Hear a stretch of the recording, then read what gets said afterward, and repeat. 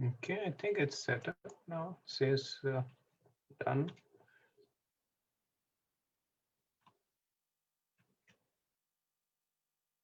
And share the screen.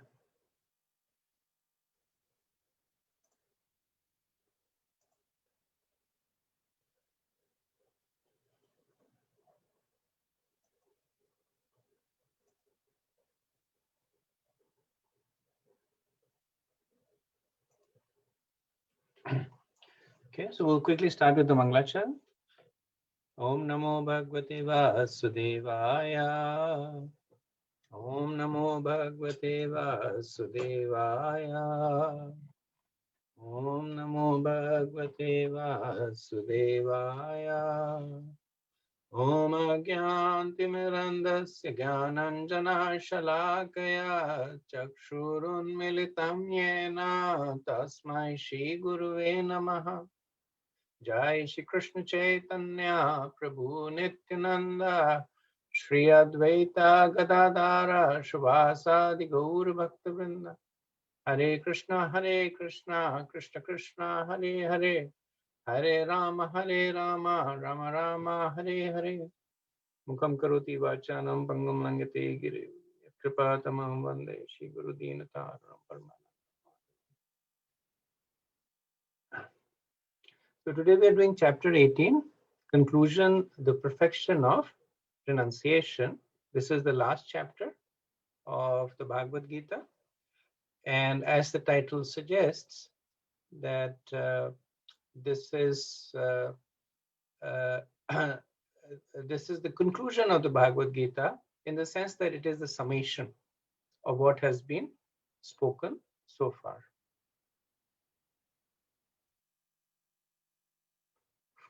So as usual, we'll start with the recap of the 6 chapters in the last section. So chapter 13, nature, enjoyer and consciousness. Chapter 14 is the 3 modes of material nature. Chapter 15 is the yoga of the Supreme Person. 16 is the divine and demoniac nature. 17 is the divisions of faith. And 18, which we'll do today, is conclusion, the perfection of renunciation. So as you can notice that this is a long chapter, 78 verses, longest chapter of the Bhagavad-Gita. And actually it is, since it's a summary, it's a revision. It's one of the easier chapters. Unlike the second chapter, which is the second longest, that's 72 verses.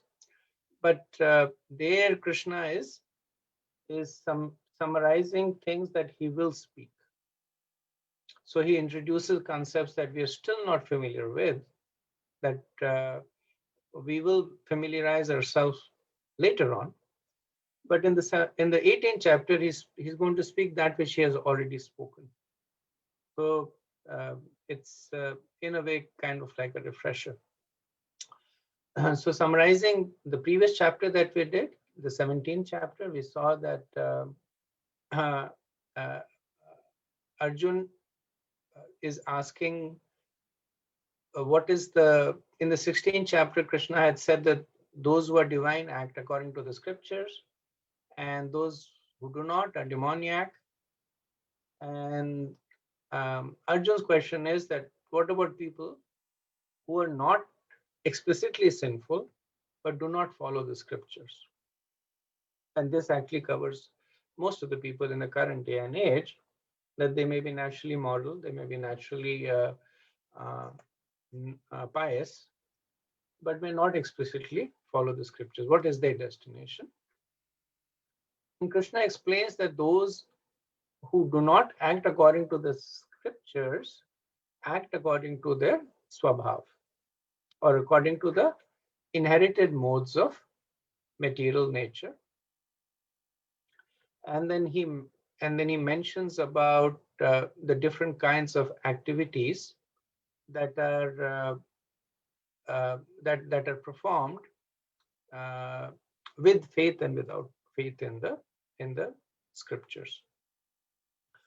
So he mentions that the best course is to understand Krishna from the scriptures and act accordingly.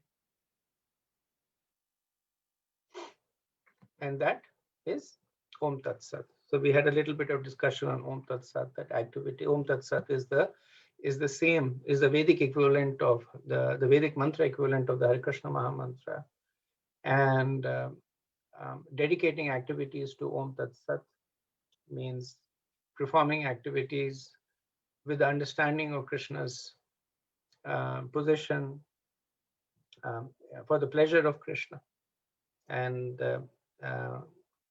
in the mood of serving Krishna. Om Tat Sat. So the two sections were basically the modes of material nature, which was essentially the bulk of the section, and transcending the modes, which was the Om Tat Sat that we just spoke about. Then what are the types of faiths as per the modes? That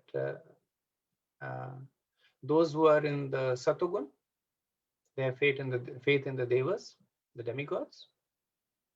In the Rajas, demons, and in the Tamas, ghosts and spirits. Then we had also said that the mode impacts not only our faith, but also how we conduct ourselves in our day-to-day life. For instance, the kind of food that we eat. Those in the mode of goodness eat wholesome and nutritious food. Those in the mode of Rajas eat hot and spicy, burning. Those in the mode of Tamas eat stale and putrid food, or food that is considered to be untouchable.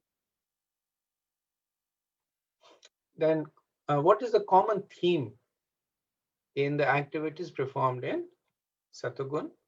That they are as per the scriptures.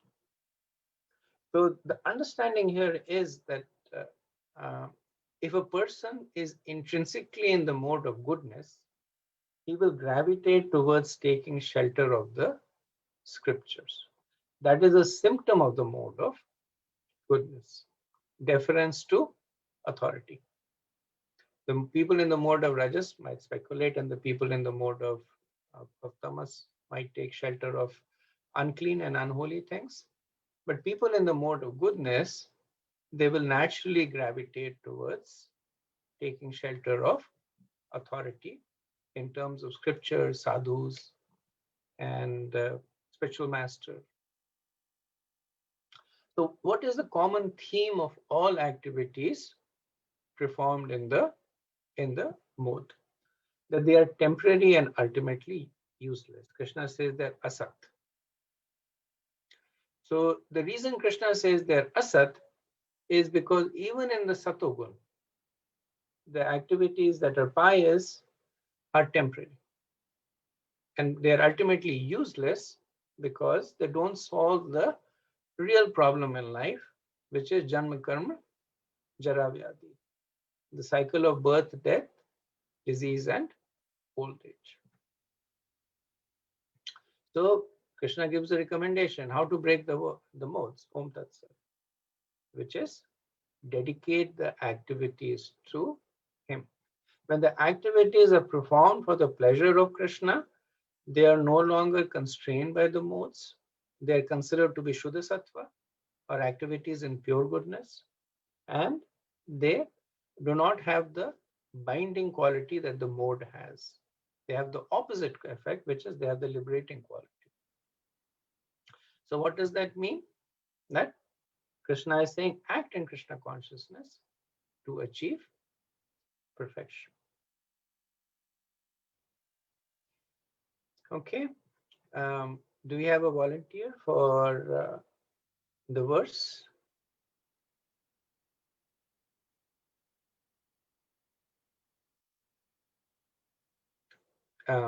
Please go ahead, Rajesh Prabhu.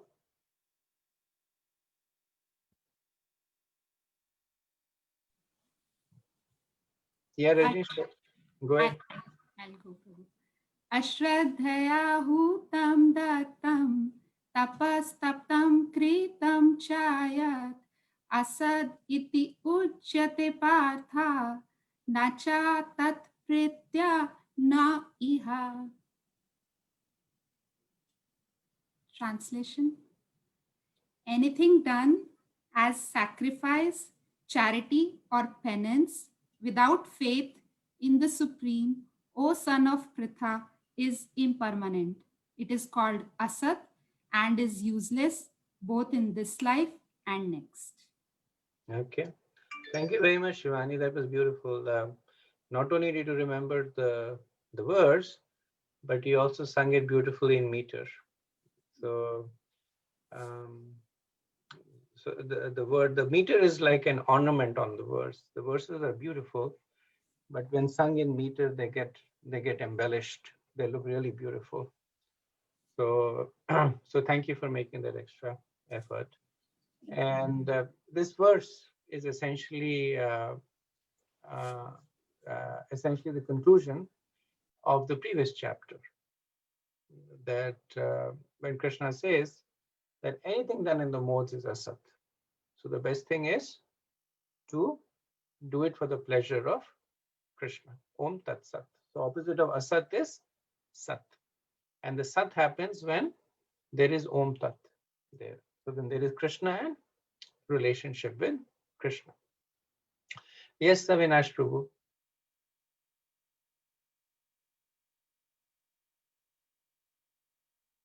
Okay. I think it may have been accidental. So moving right along. So now we are on the 18th chapter, which is our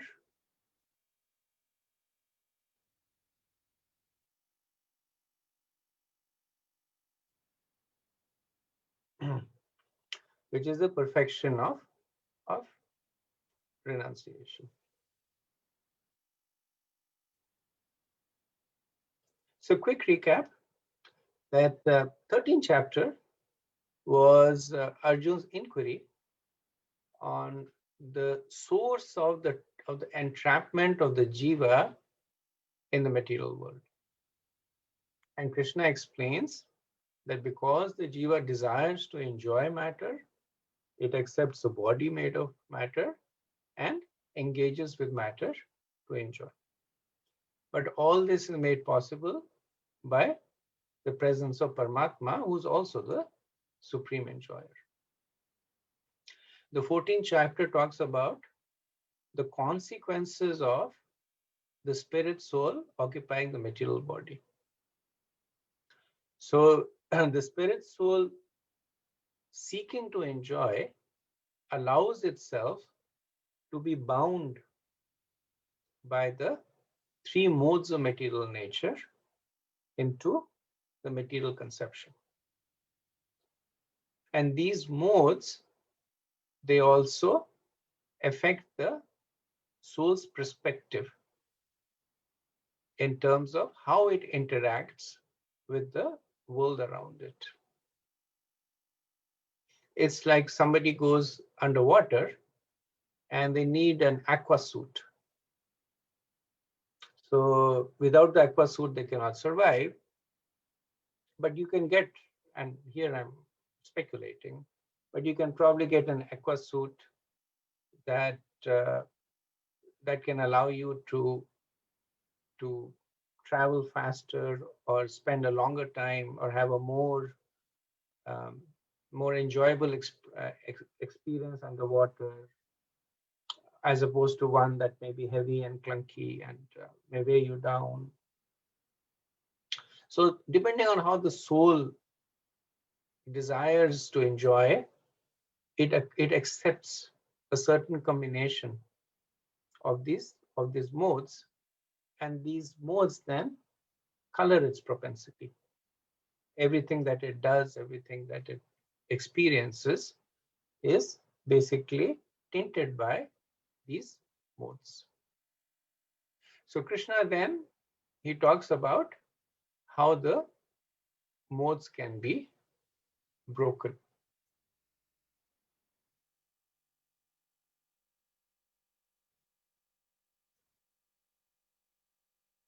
So in order to explain it, he uses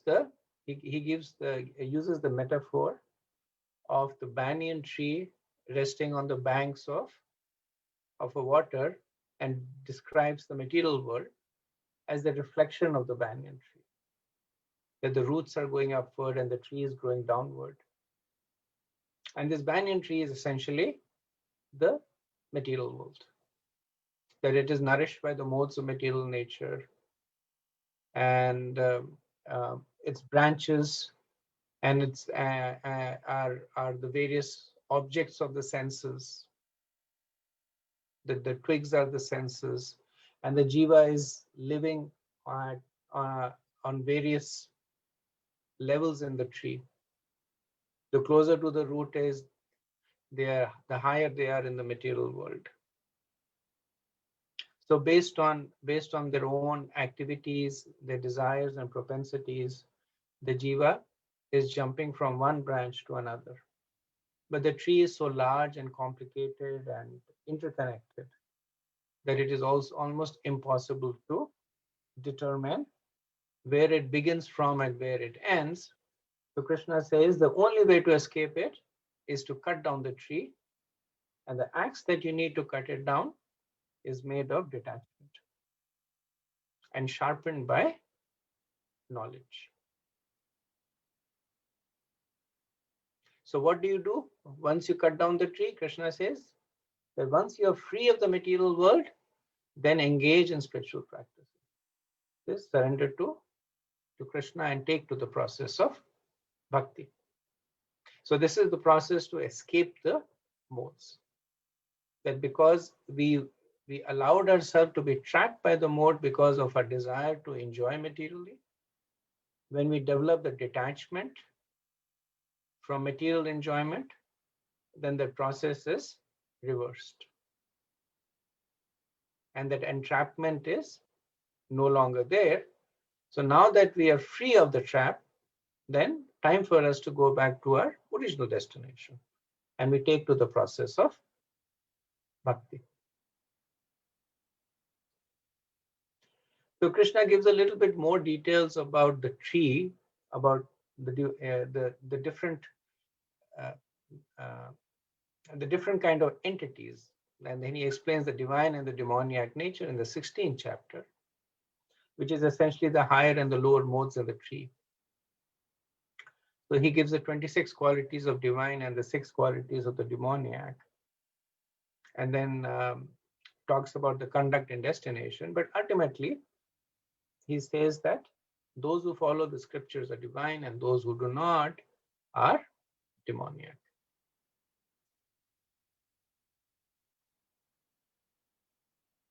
So the 17th chapter, we just um, revised it, is that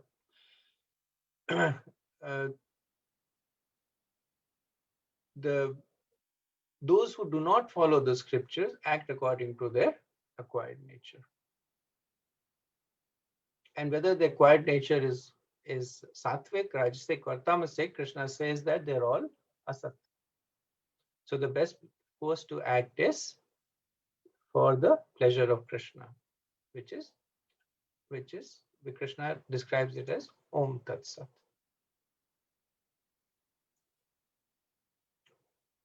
So in this chapter, Krishna will summarize the teachings in the previous chapters and then re-emphasize that the ultimate goal is to surrender unto him. So 17th chapter he concluded by saying Om Tat Sat, and the 18th chapter essentially is an emphasis on this as the highest goal, which is working for the pleasure of Krishna. So it's divided into 4 sections.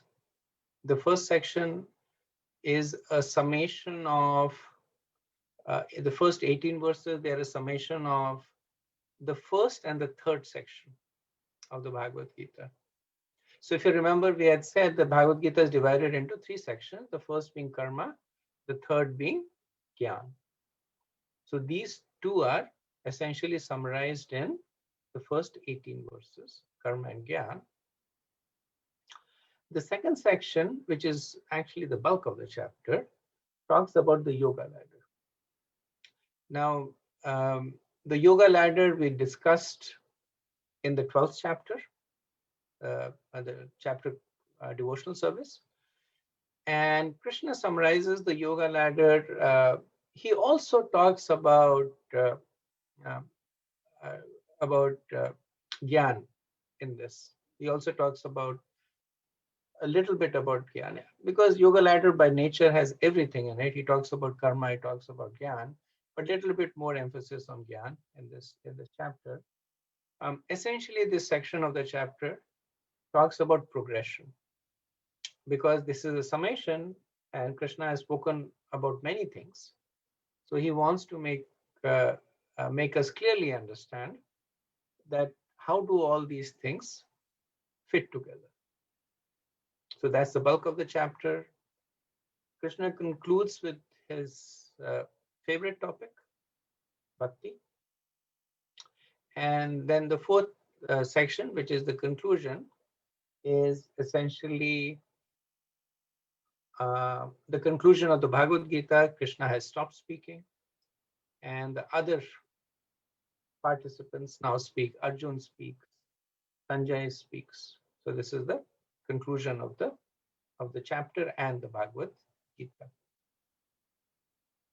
So this is the mnemonic. K is for karma, J is for Gyan, Y is for the yoga ladder, B is for bhakti, and C is the conclusion. So let's start with the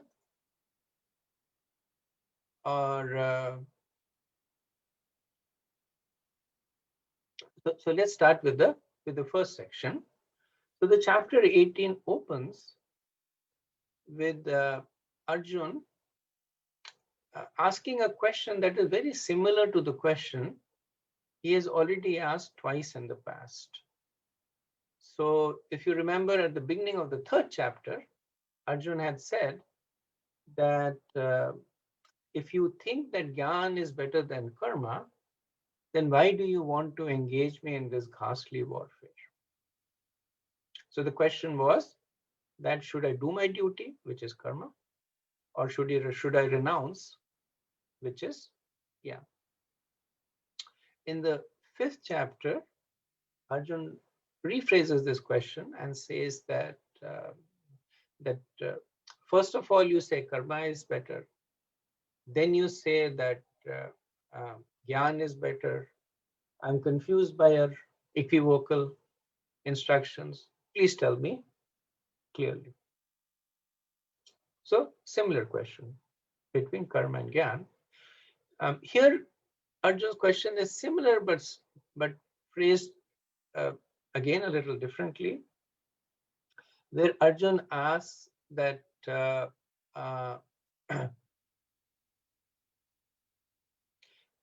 what is better to do, to detach from work or to work in detachment.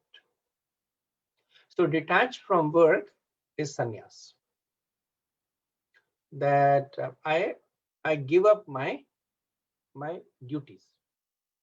I renounce my duties, take the life of a renunciate. So a sannyasi has no duties to do. If they have a family, they have no responsibilities for the family, none to the society. So that is one option. And the second option is that should I work in detachment? So Arjun is able to ask a question that is a little bit more sophisticated, because he has been hearing Krishna speak about these in the previous 17 chapters. Especially Krishna has spoken many times over about Nishkam Karma. Nishkam Karma is essentially to work in detachment.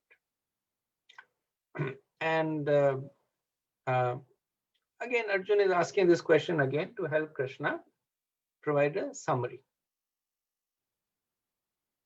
So Krishna, he gives at this point a a more technical answer to Arjun's question, because again there is maturity by virtue of the knowledge that he has already given. So he says any work that is performed is controlled by 5 factors. What are the 5 factors? Paramatma.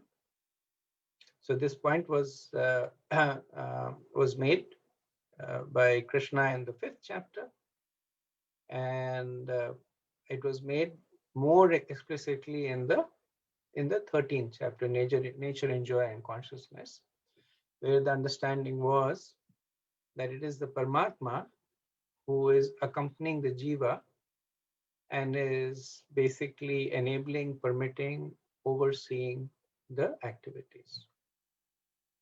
First factor. Second, jiva. No big surprise here, because essentially the jiva is the one who desires to do the activity. The third would be prakriti, but Krishna, he breaks down prakriti into 3 sub-factors: the body, the senses, and the modes of material nature. So any activity that is done in addition to the oversight of the Paramatma and the desire of the jiva is performed through the body, by the means of the senses, controlled by the modes of material nature. Now, these activities could be performed in accordance to the Vedas or according to the propensity of the living entity based on their acquired modes of material nature. So we see here Krishna is summarizing what he has said. So essentially these verses are summarizing the 16th and 17th.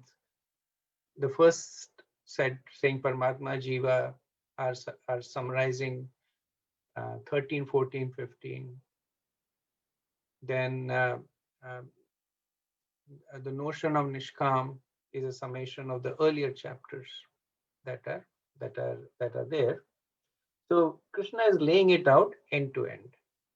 Now, so while he's summarizing the chapters, he's also laying down the philosophy end to end, that any activity that is done is by the confluence of these 5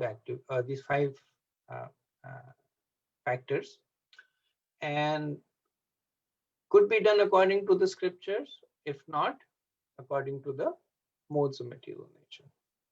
If it is done according to the scriptures, then it is divine. If it is done according to the modes of material nature in the mode of goodness, then it is divine, because we just discussed that the nature of the mode of goodness is ultimately to take shelter of the scriptures. If it is done anyway else by rajas and tamas, it is demoniac. So he has established now the composition of karma, that this is how activities are performed. So this is a summation of karma and jnana. So the performance of the activity and the influence of the various factors on the activities are summarized at a high level in the first section of the chapter. So maybe I'll pause here and see if you have any comments.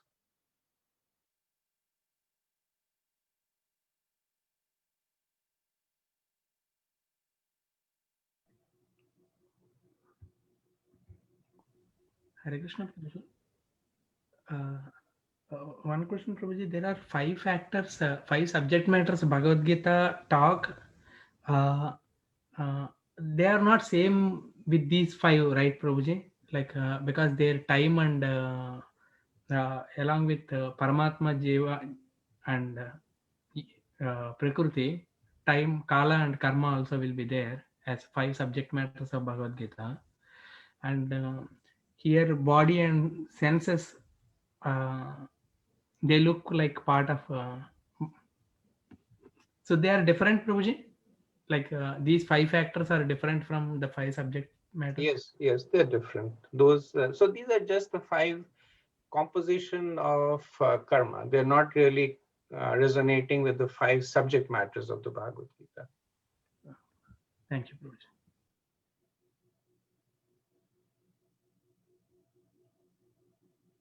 Okay, so moving on to the next section, which is the yoga ladder. So the yoga ladder begins with swabha. That's the lowest rung of the yoga ladder, which basically means that one is existing according to their nature. One is acting in whatever the acquired nature is, and like Srila Prabhupada says that living like an animal, that whatever the nature directs the person to do, they basically act according to their nature. Then moving up the rung is the varnashram dharma. So varnashram dharma is acting according to your swabhav as per the scriptures. So that's why Krishna, in the opening verses of the chapter, he had established this this adherence to the scriptures as symptomatic to making advancements. And now he is using that concept to explain advancement. So a person in the mode of goodness follows the Brahmanical Varna, person in the mode of Rajas follows Kshatriya, mixed Rajas, Tamas, Vaishya, and those in Tamas, Shudra. But because they're following scriptures, they are all considered to be divine. So a Shudra who is living according to the scriptures is considered to be superior to a person who is whimsically following Rajas or even Sattva, because that shelter is there. So shelter means protection, support, and most importantly, the ability to make further advancement. So through the process of varnashram, one develops detachment. Because in varnashram, there is injunctions and prohibitions. So the varnashram dharma says that as a Kshatriya, you can do these activities, but these are the guardrails. This is what you need to limit yourself. This is how you can compensate for it. So following the varnashram dharma over many years, many lifetimes, one begins to control their senses. One understands that the indiscriminate engagement of the senses with the object is not recommended and a recipe for fall down. So the person matures when they begin to perform their activities only because it is their duty, not because they are seeking any enjoyment or benefit out of it. So a person at this stage has now reached the stage of nishkam. So he's performing karma, but not out of a desire to personally enjoy, but completely detached. So when a person is at the stage of Nishkam, the modes will cease to act upon the person. So Nishkam is the stage when one breaks away from the modes of material nature. So this is the stage when one cuts down that banyan tree. So the banyan tree is nourished by the modes, and by the acts of knowledge and detachment, one cuts down that tree so that one is no longer trapped by the innumerable branches and twigs and roots of those tree. So after the stage of Nishkam, one reaches the stage of Atmagya. So if I am not matter, if I am not body, what am I? So this realization that I am not the body and the soul becomes prominent. The person turns away from the material conception and begins to embrace the spiritual conception. So the next stage on yoga ladder is Brahmagyan. Brahmagyan is understanding the nature of spirit. So Brahman is the soul of the person is also called Brahman. Brahman essentially means that which is spirit. So the person begins to understand that I'm not the body, but I am the eternal spirit soul. So having reached this stage, the person now begins to perform activities from the stage of the soul. So this is the commencement of bhakti. So the person may externally still be performing activities. So even at this, like we said, at the stage of Nishkam, the person continues to do his duty without any attachment. When the person is at the stage of Brahman realization, that I am not the body, but I am the soul, the person still continues to perform the activities. But along with the understanding that I am the soul, also comes the understanding that there is the super soul. So now the activities are done for the pleasure of the super soul. The person may be a grasta, may have a wife, a child, may hold a job, may be an administrator, a king, but then everything that he is doing is essentially for the pleasure of the Lord. So he considers himself to be a spirit soul, and the activities that he does are for the pleasure of the Supreme Spirit. And over time, Yukta Mairagya, it matures into Keval Bhakti, which is exclusive devotion. So there is no tinge, there is no mishra of either karma or gyan or yoga. They may still be there, but the the uh, the prominent exclusive component is the desire to serve Krishna and please Krishna. So this is the yoga ladder, which is essentially a summation of the process of the various processes that Krishna has explained in the Bhagavad-Gita. That he begins off by condemning those who act simply according to the modes of material nature. He recommends in the 3rd chapter, Arjun, that you do your prescribed duty because you have desires, and if you renounce, then you will fall down.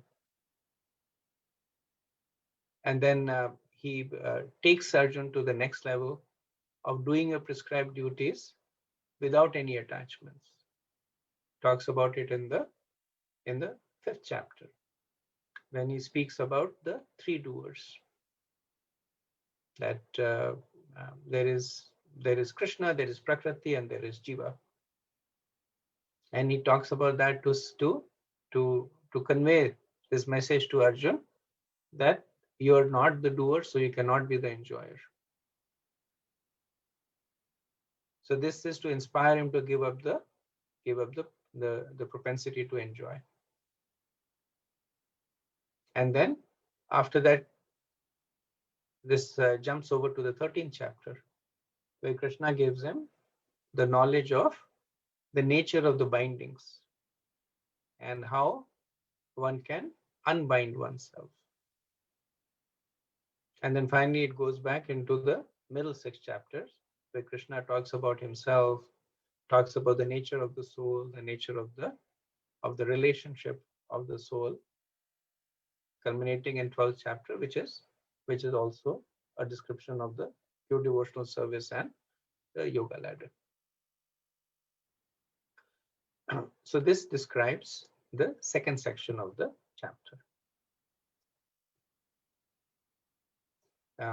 Any comments, observations, any realizations to share?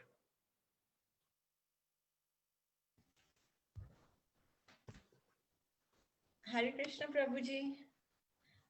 Haribol Seema. I have a question. I don't know if it's related or not.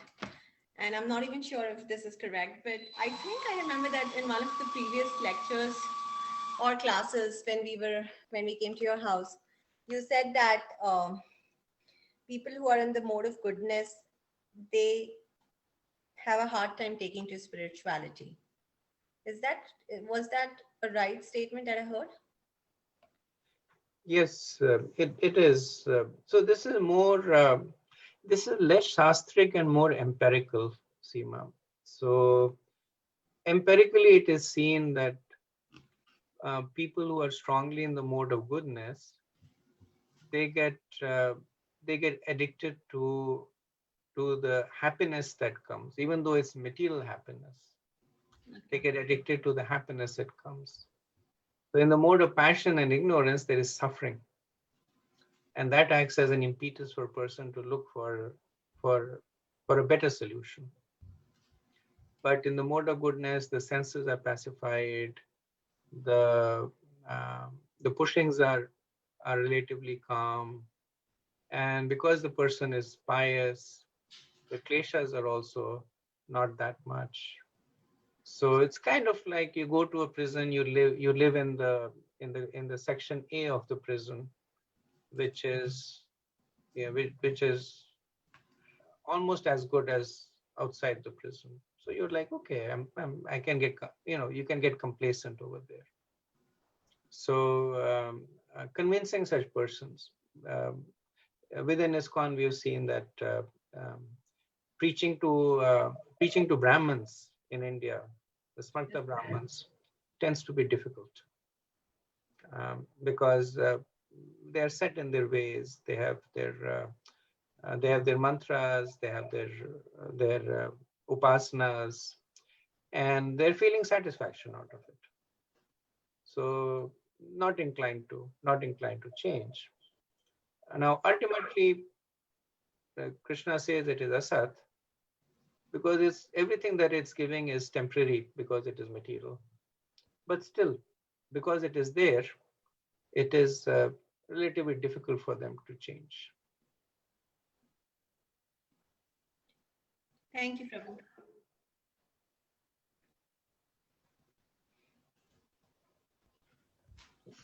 Hare Krishna. Hare Krishna, Prabhuji. Oh, Mataji, please go ahead. So, Prabhu, while you were presenting, I was just thinking that which stage the soul is in, like its journey in this yoga ladder, it's not very clear, right? It's like a gray area. There could be overlap also. You could still be under the influence of, influence of guna and still trying to achieve the higher purpose. Yes, the reason Krishna explains this as a sequence of stages is obviously for explaining to us that there is a transition from this stage to this stage. So as you're mentioning, that it's not like you're in first year, you go to second year and third year, then you're no longer in the first year. There is a lot of overlap that happens. That is why this process is very long and troublesome. Not only is there overlap, there is also backward and forward movements. Um, just because the process is long and the jiva has free will. Another thing is that sometimes when we see the yoga ladder and we say, where do we fit in? And if you think back to the 12th chapter, what what the process of bhakti does is that it takes us straight to the stage of yukta vairagya, without having us to grow through the preliminary or the earlier stages. Because it's a process that is nourished by by mercy, it allows us access to the yukta vairagya stage. But while we are at that stage, we still have the modes going on for us. We are still following some kind of varnashram. We have some attachment, some detachment.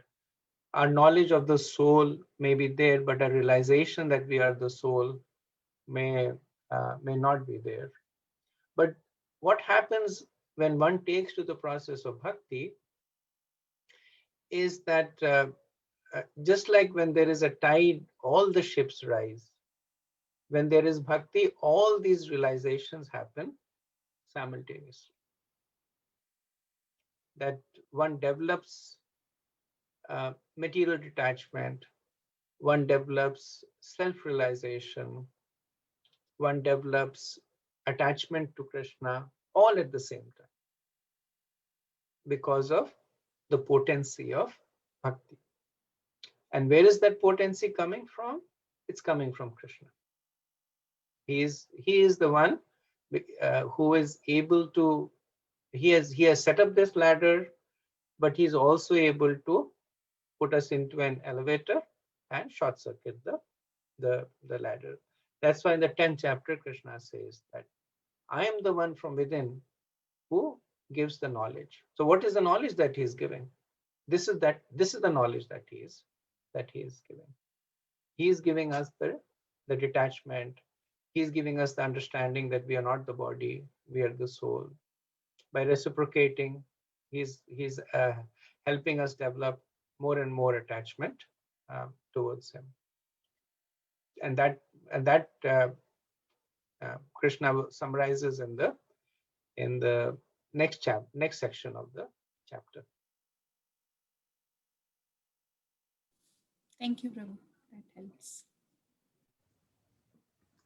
Hare Krishna Prabhuji.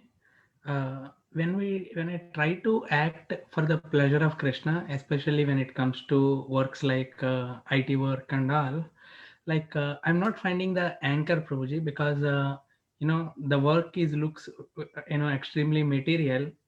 I couldn't connect like what does Krishna really cares about this work. And then when I think about because Prabhuji wants I should do perfectly, but still it is not that you expect us to cultivate devotion, but not that I earn money. And so I'm not finding the correct anchor to uh, dedicatedly work for the pleasure of Krishna, Guru and Krishna. So can you help or show some light on that? For practicing devotees like us, the strongest anchor is the instructions of the Guru. So you're right, it's difficult for us to connect mundane activities. Like we are working on IT, and earlier on Prabhupada disciples would say that while we are on Sankirtan, we are in bliss, but then we have to go, we have to do shopping, we have to get materials, we have to clean the driveway of the temple. At that time, we don't feel connected. And in a way, thinking that Krishna consciousness is your key to bliss on an ongoing basis is a covered form of sense gratification. Thinking that if I do these activities and I'm doing it for the pleasure of my guru, so I should feel ecstasy out of it. So what we are doing is that we're inserting the I-ness over there again. So where is my happiness? And at this stage, it is difficult for us. In a perfected state, yes, that uh, the advanced devotees say that whether you keep us in heaven or hell, we're okay, because they actually have that. They have that connection with Krishna. We don't. So for us to look for pleasure in these activities, we are just extending a material conception. That we are saying that now that we are doing bhakti, so the purpose of bhakti is now to take place of our material dissatisfaction and give us happiness there. We don't have that adhikar. What's our adhikar right now? Our adhikar is that we try to find what Guru and Shastra says and then act accordingly, whether it gives us happiness or not. That is our adhikar. So if your Guru says that for you the right thing to do right now is to work. So whether you get happiness or distress out of it, that's the right thing for you to do. When Prabhupada had started ISKCON, then very early days, back in '66, there was only one person in the temple who was working, Satsarup Maharaj. And he was working in the New York Port Authority. And his work was, he himself shares that his work was really demoniac mentality. I think he was looking for, or his duty was to look for goods that were smuggled or dealing with contraband, those kinds of things. And we would come and complain to Prabhupada that I just want to move into the temple. I love Kirtan. I live hearing your lectures. And Prabhupada said, no, you work. Because he was earning $650 a month. And he was giving all that money to the temple. And that was basically helping the temple run. Prabhupada said, no, you work. Because it is by your money that the preaching activity is going on. So whether you get happiness or distress, this activity is in accordance to the instruction of the spiritual master. And that's how Saru Maharaj, he understood the instruction and he continued to work until things changed, and then he left his work. So that's how we should also see, not to try and look for bliss and pleasure and happiness in the activities that we are doing, but trying to see if it is conforming with the wish and the desires of our spiritual master, of Srila Prabhupada, what is said in Shastra. That's our adhikar.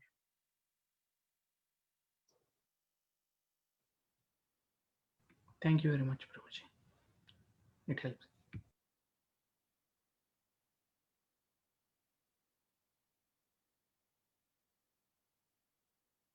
Okay. Any other thoughts, comments? Yeah, just one.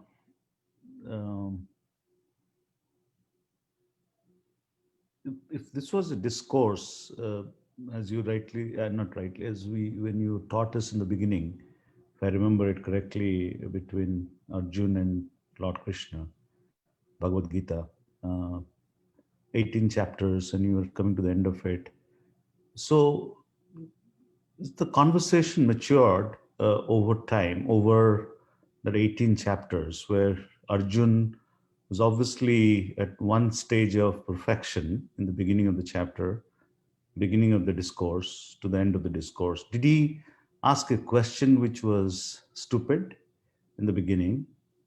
And after 17 chapters of a conversation with none other than Lord Krishna, his question on chapter 18 has gone to some level of maturity, which is reflects on the realization that Arjun has over 17 chapters.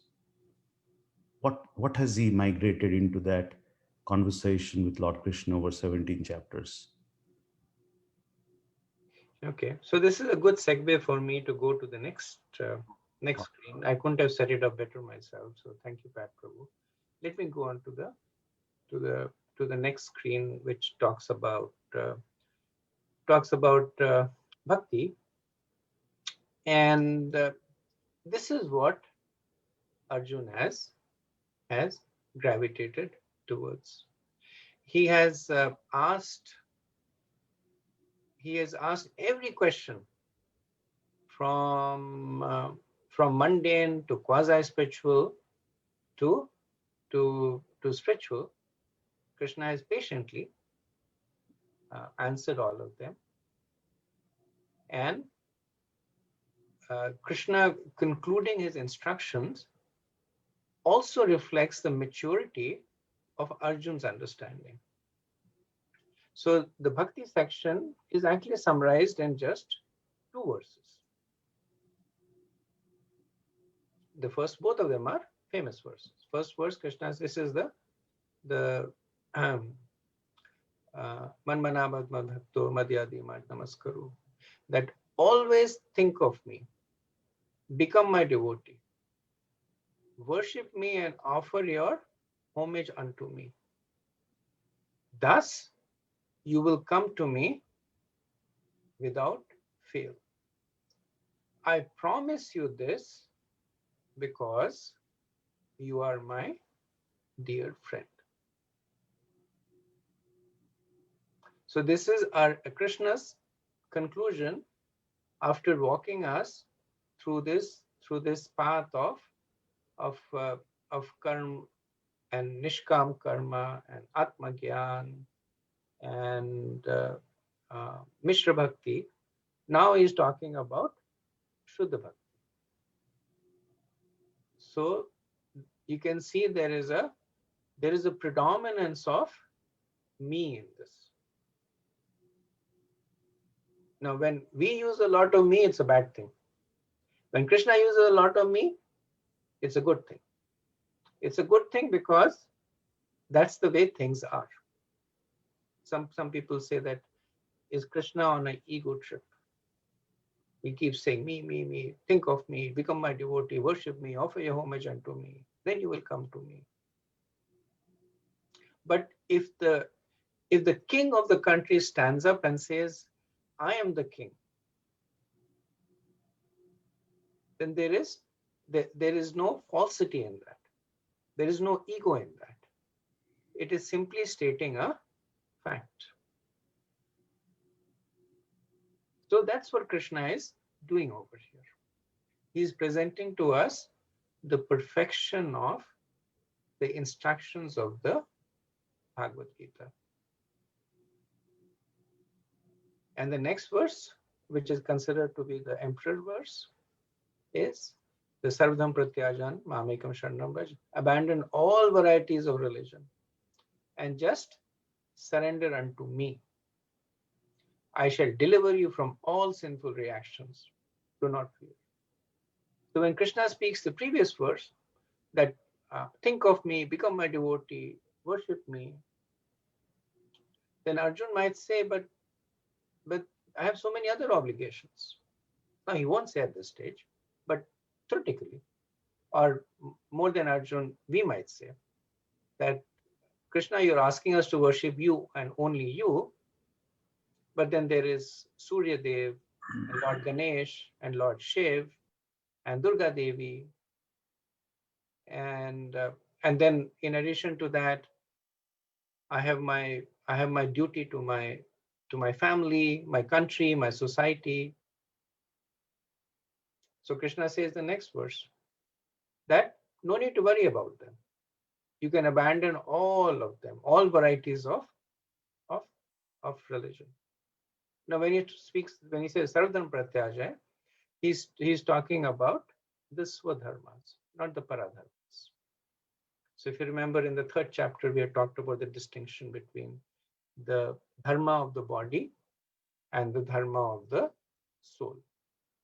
So he's talking about the Swadharma over here, that all the conditional dharmas that you have as a husband, son, wife, mother, as a resident of the material universe, he says abandon all of that. And then the person might say, but then there may be sinful reactions. If I displease Lord Ganesh, there may be sinful reactions. If I displease my king, there may be sinful reactions. And Krishna says, Masucha, do not fear. So that is the ultimate guarantee that he is giving us. That you take shelter of me and everything will be perfect. So the theme that he has developed is that all the other shelters are imperfect. They're asat. He has spoken about the other shelters. Taking shelter of the mode of goodness. Taking shelter of the mode of goodness means taking shelter of the demigods. He spoke about doing your prescribed duties.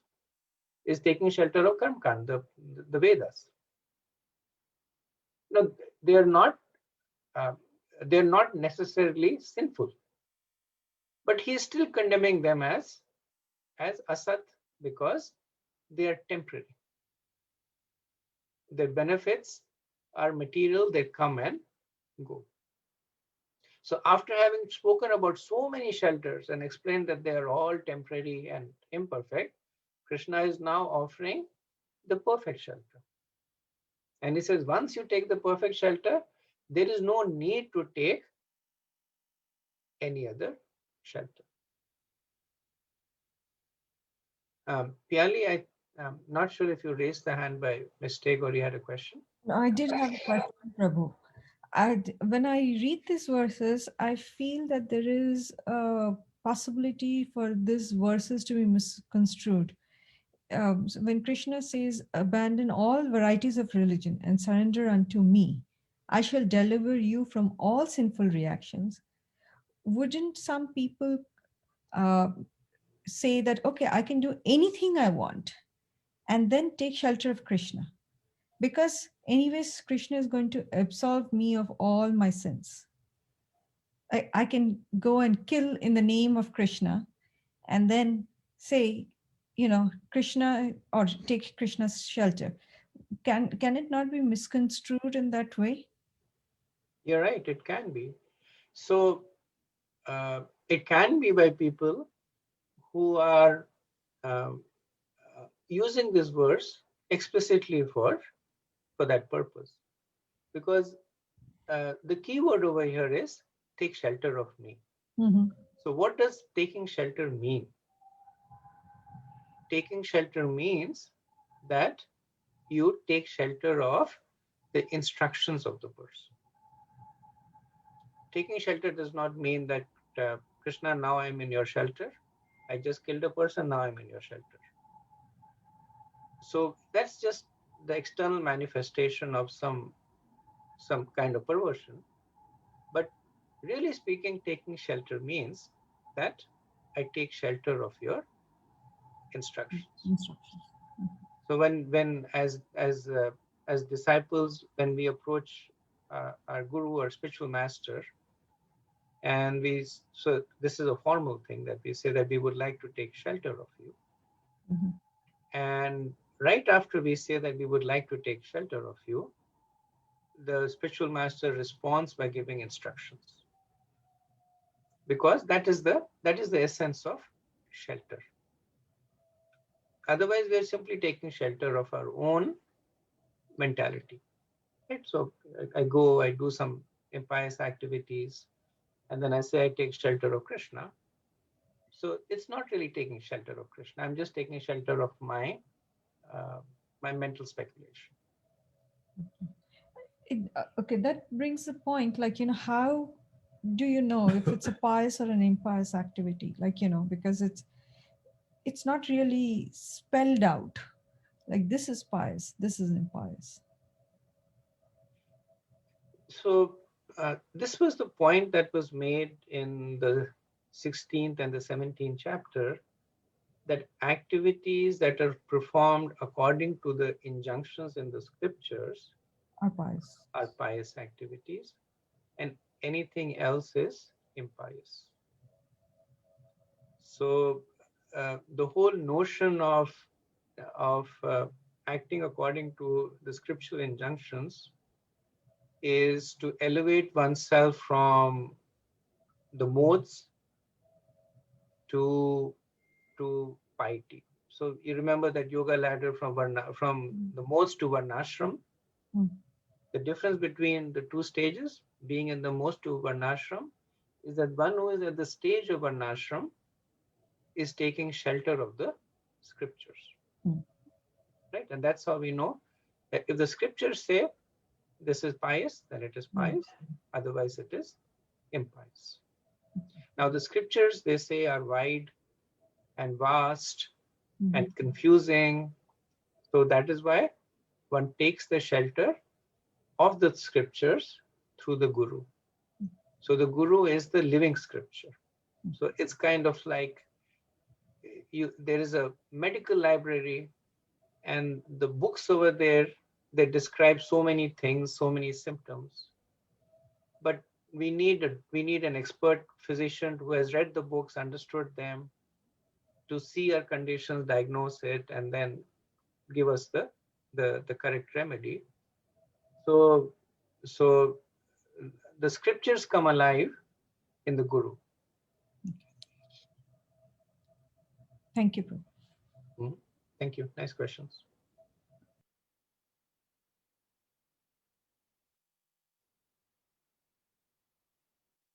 Okay, so let's proceed to the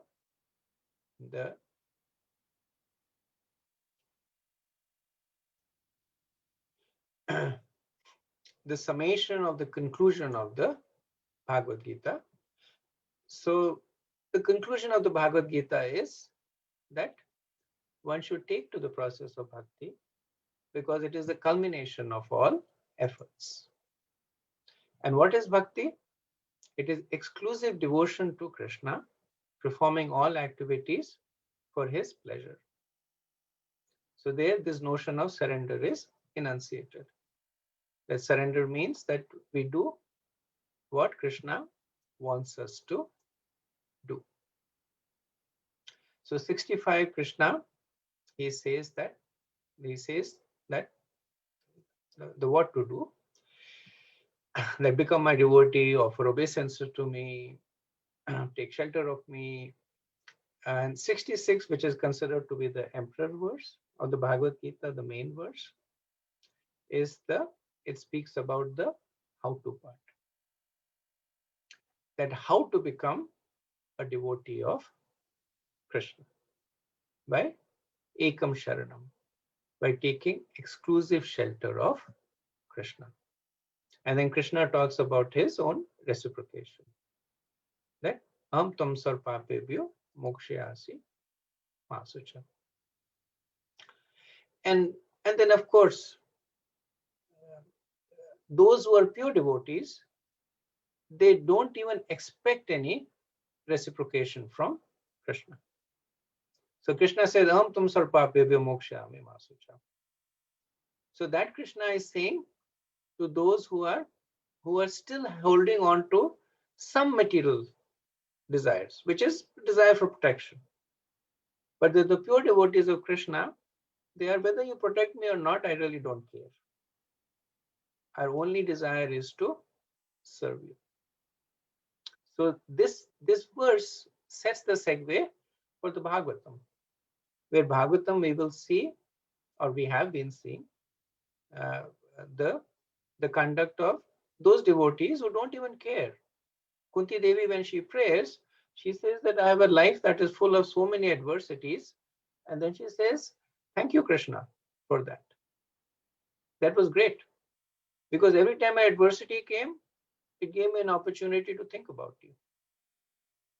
So they don't even care whether Krishna protects them or not. But Bhagavad Gita, it takes us to the stage where Krishna gives us the perfection of being completely in his shelter.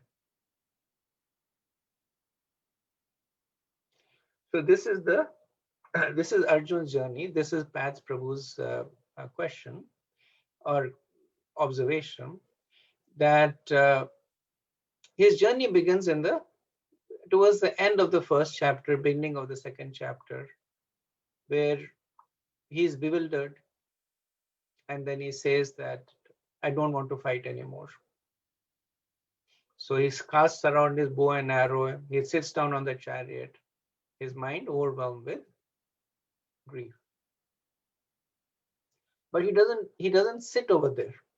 That would be, so a person who simply wallows in his grief is considered to be a Shudra. And Krishna says that, right, in the beginning of the second chapter. He says, Shrudam Dorbalyam. So, but Arjun is not that. Fine.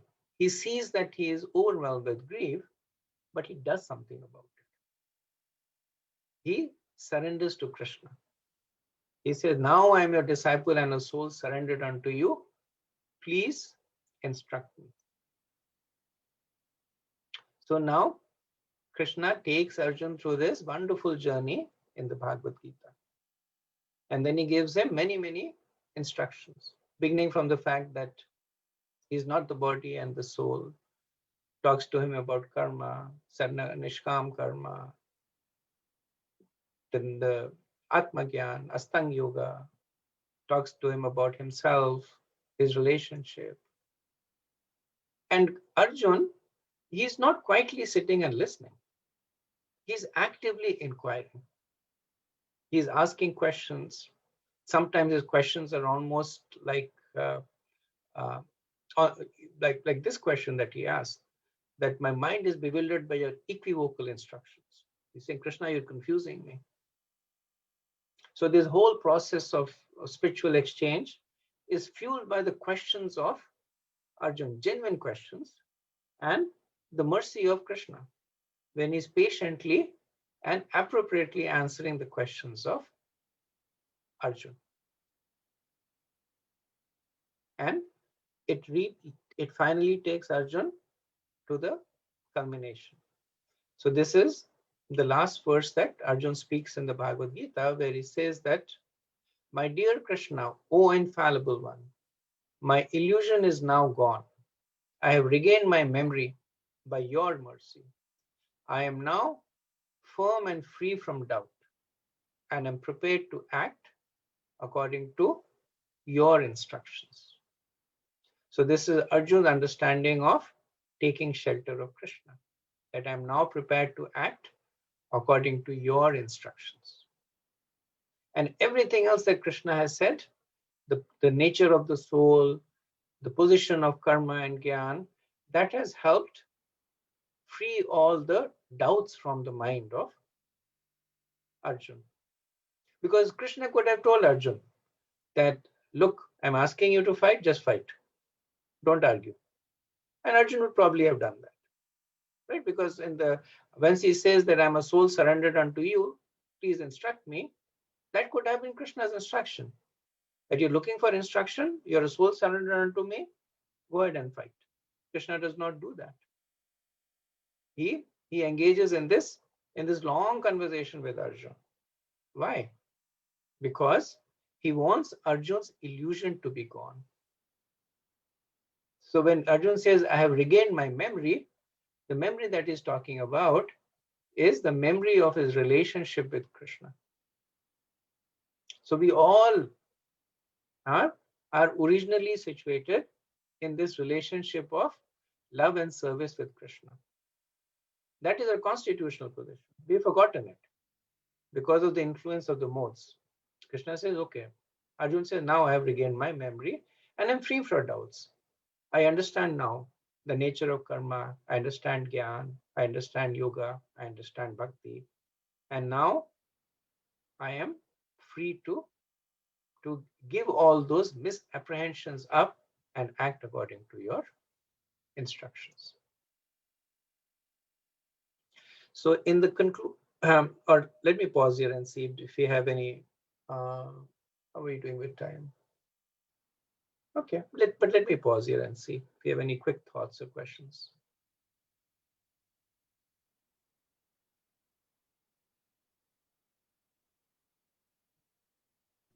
So just Okay. a comment from my side to the previous question the devotee asked. I mean, when we are conscious, Prabhu, I whatever we do, it's almost out of scripture, even if it may not be specified, because I don't think it is a dictionary of action, and every little behavior of ours can be tabulated. But if we are conscious, I doubt we can kill anybody. I doubt we can hurt anybody, because the swabhavik nature of human being is only nothing but love. And you in your Krishna consciousness, I mean, you are obviously in a much higher plane of realization, which is you just do some magnificent thing like you are doing, right? So I don't think your that earlier question, which was bothering me, that one can do anything and say, "Oh, you know what? I'm excused and I'm protected by Lord Krishna. Thereby, I'm entitled to do anything." I don't think you can do anything. If you're conscious, you just cannot do what is just not humane. That's one, just an observation from my side. And the second one, from a, if we are, because what interests me most as an individual, that appeals to me from the entire 18 chapters that we're getting to end of it, um, because we're all doers, right? We have somebody has an IT job, somebody has some job. Even if somebody is cleaning a bathroom and working in NASA, there's this, I'm forgetting the statement that was made. He said, "I'm not in the business of cleaning bathrooms. I'm in the business of making people be ready to walk on the moon." I mean, he's so excited about that work, right? It's not a small work, even if he's cleaning the bathroom in NASA, right? Why? And a person like that, in my view, is so delighted in the work that he's doing, and that's the niskama karma, right? That's such a profound, deep learning that I have. I don't think we are entitled to decide which is a good job, a CEO or a architect, or I'm just doing some service in temple. I think each of them is profound in itself if we do it in that niskama karma way, right? Which is the job that ends in itself, doesn't lend into anything else. The second thing, and the third is, in my view, is and it's just trying to take the cues from you. Um, is at the end of it all, um, I don't know how we'll end the chapters. End this chapter. Is that Arjun understood what he did not understand in the beginning of the chapter? Did he get to that level of? I'm sure he would have, right? When you have a discourse with Lord Krishna, obviously you're automatically pushed to some level of realization. Did he get what he wanted to get, or not wanted? Did he get to that plane of maturity or a realization? Because that's a serious conversation with somebody, right? I mean, what an opportunity. Did he really get it? And what does Prabhupada say to that? I'm sure his understanding is, I would never get to that level of understanding. What did Arjun get after 18 chapters? So the last verse that is spoken by Arjun, that's a reflection of the maturity of his understanding. Right? He says that, so what did he get? He says, my illusion is gone. That he got that his illusion in terms of who he is, what is his duty, that is gone. He says, I've regained my memory. So what is the memory that he has regained? That I have an eternal relationship with the Supreme Lord. And the purpose of my existence is to follow his instructions. So, and that's why he says that I'm now firm and free from doubt and prepared to act according to your instructions. And not only does he say that, he does that. So this is an important understanding that the perfection of bhakti is not a state of being, but a state of doing. Because when Arjuna understood everything, what did he do? He took up his bow and arrow and fought furiously, because he understood that was the desire of Krishna. The illusion, so the darkness, the illusion was no more.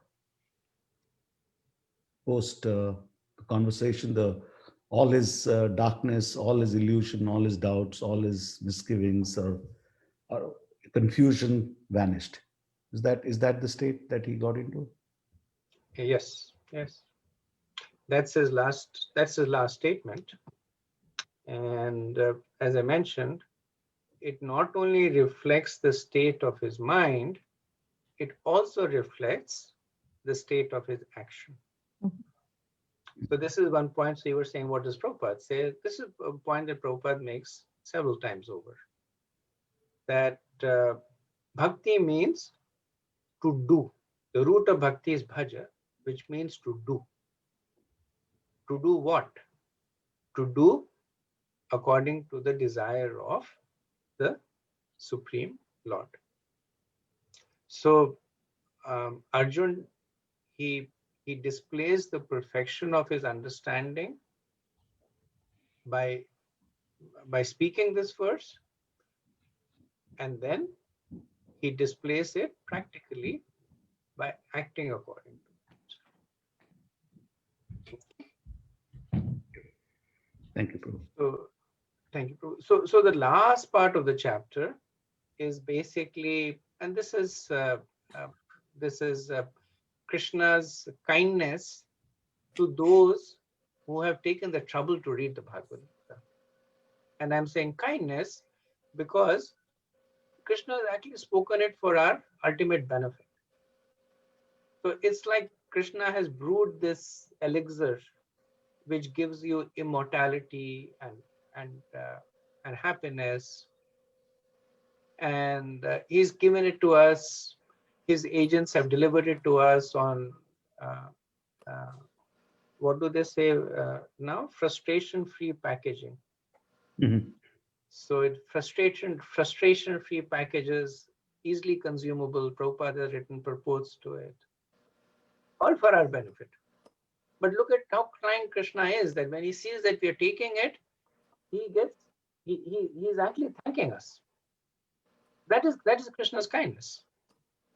If he gives somebody something and for their benefit, and then they don't use it, and we say, well, that's that person's loss. He's a rascal.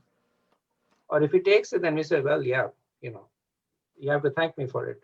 That I gave this for your benefit, and you have used it. So some level of gratitude should be good.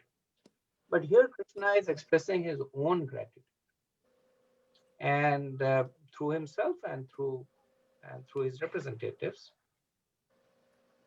So Krishna says that one who listens with faith and without envy becomes free from sinful reactions and attains to the auspicious planets where the pious dwell.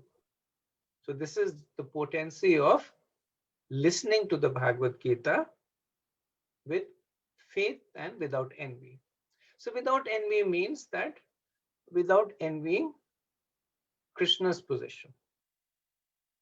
So one does not read it with this desire that let me see how I can destroy Krishna's position by reading the Bhagavad-Gita.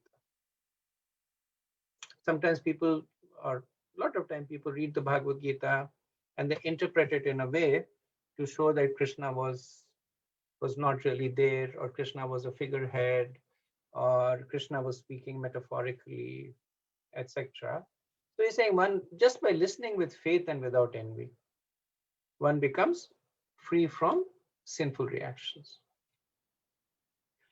And he says that he who studies this sacred conversation of ours worships me by his intelligence. So studying means that one now ponders upon it. one goes deeper. One sees that how can I apply this in my life? Why does Krishna say this after this? What is the meaning of this verse coming in conjunction with the prior verses? So now Krishna's benedictions have become even more superior. He's saying that such a person is now directly worshipping me by his intelligence. And Krishna is most grateful to one who preaches on his behalf. He says, for one who explains this supreme secret to the devotees, pure devotional service is guaranteed. And at the end, he will come back to me. There is no servant in this world more dear to me than he, nor will there ever be one more dear. So Krishna is speaking in superlatives over here. So Krishna has given this elixir, and he says, one who takes this and distributes this on my behalf, pure devotional service is guaranteed. So what is pure devotional service? It is the summum bonum. It is the highest goal of human existence. It is the culmination of all the instructions of the Bhagavad-Gita, and Krishna is personally guaranteeing it. And in addition to the guarantee, what is he saying? That no one is more dear to me, nor will ever be more dear to me. So Krishna is holding such a person very, very close to himself. So we should not think that this is the end of the Bhagavad-Gita, even though it may be the end of the course, but this is the beginning of our lifelong relationship with Bhagavad-Gita. Whether we hear it, whether we study it, or whether we explain it to others, we will constantly make ourselves eligible for Krishna's kindness. And Krishna is kind. When Krishna smiles upon us, everything is perfect. So this now takes us to the end of the 18th chapter. The Bhagavad Gita began with Dhritarashtra asking Sanjay, Dharmkshetra Kurukshetre Samveta Yudsava Mamaka Pandavas Chaiva Kim Kurvata Sanjaya. That what happened when my sons and the sons of Pandu congregated at the battlefield of Kurukshetra desiring to fight. Now in answer to that question, Sanjay had been relating the conversation between Krishna and Arjun. Now Sanjay answers that question. That wherever there is Krishna, the master of all mystics, and wherever there is Arjun, the supreme archer, there will also certainly be opulence, victory, extraordinary power, and morality. That is my opinion. So this is the answer to the Dhritarashtra's question. That there will be victory, but not for your sons. For Krishna and Arjun. There will be victory, there will be opulence, extraordinary power, and morality. So we can understand this verse to be spoken to us also. That wherever there is Bhagavad Gita, and wherever there are devotees studying the Bhagavad Gita, there will certainly be opulence, victory, extraordinary power, and morality. Bhagavad Gita is non-different from Krishna. And Arjun is representing us. So if we have the same mood of Arjun, so wherever we are, wherever there is Bhagavad Gita, then all of these will certainly be there. So summarizing the 18th chapter, that it began with Arjun asking about the difference between karma phal tyag and karma tyag. Krishna once again, he glorifies working without attachment. Consistent answer. Krishna doesn't change his answer. And then he provides a concluding summary of everything that he has spoken so far: karma, gyan, and ultimate culmination to bhakti. Then he describes bhakti and succinctly summarizes as doing everything for the pleasure of Krishna. And Arjun is now happy. His illusion is gone. He's ready to act as per the instructions of Krishna, which means taking shelter of Krishna. And the Bhagavad-Gita concludes with Falstuti. Falstuti is the benedictions that are there. So the verse to learn here, which I think a lot of people already know: Sarvadam Pratyaji Mamekam Sharanam Braj, Aham Tum Sarpapevyo Mokshyami Masacha. Abandon all varieties of religion and just surrender unto me. I shall deliver you from all sinful reactions. Do not fear. Things to memorize: the 3 sections, the Karma Gyan, Yoga Ladder, Bhakti, and conclusion, 4 sections. Arjun's persisting doubt, giving up work or attachment to work. Krishna's final answer: better to act without attachment than to not act at all. Yoga Ladder starts with Varnashram, goes to Nishkam, Atma Gyan, and then culminates to Bhakti. Krishna's final recommendation: Shuddha Bhakti, worship him unconditionally. Arjun's reaction: yes, I will do as you ask me. Benefits of reading Bhagavad-Gita: doubts are destroyed and one gets complete protection of Krishna. This is us hoping to get the position of Arjun. Okay, so this ends the Bhagavad-Gita, and so our hope is that it brings about a change in our consciousness and in our relationship with the Bhagavad-Gita. So I'll pause here and see if there are any. I'm a little over time. Well, let me see. Does anybody have any thoughts to share?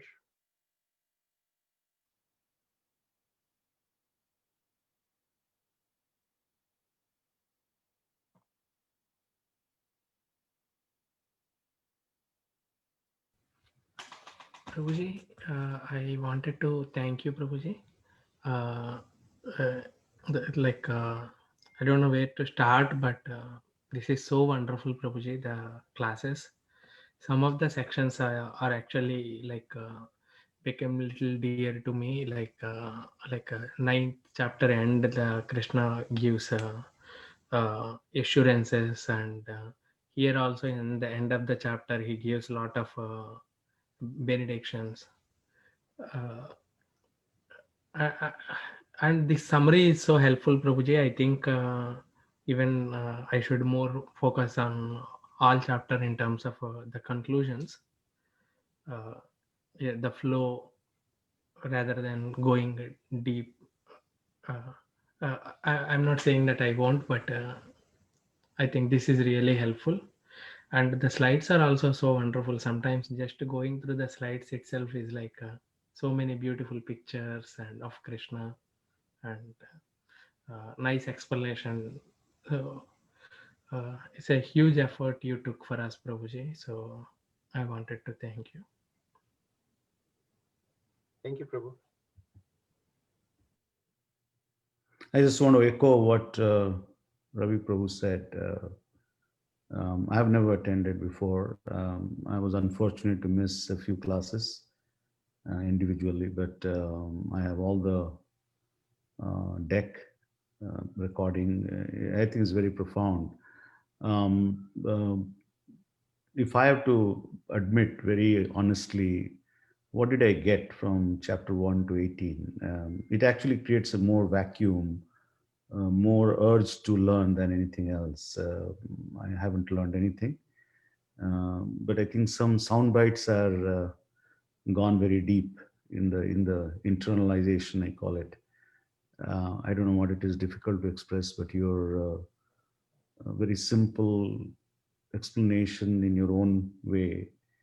And I'm sure you are blessed with God's blessings to explain it the way, the best of the way, the way that you felt the best way. Yes. And I think it's phenomenal. And it's a sense of gratification and thankfulness that comes very naturally. Just want to echo what Ravi Prabhu said.